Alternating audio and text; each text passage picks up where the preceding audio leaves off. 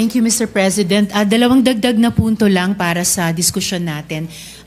Precisely regarding the immediately executory na kababanggit lang ni Senator Pangilinan at inulit din kanina ng good gentleman from Tarlac at pati ng good gentlewoman from Taguig Pateros, immediately executory.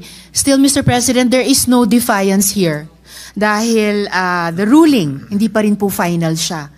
And even if the ruling states that it is immediately executory, at kahit inulit po yun dun sa recent na anunsyo ng Korte Suprema tungkol sa MR, even if the ruling states that it is immediately executory, the court itself in many cases has explained that this does not mean self-executory.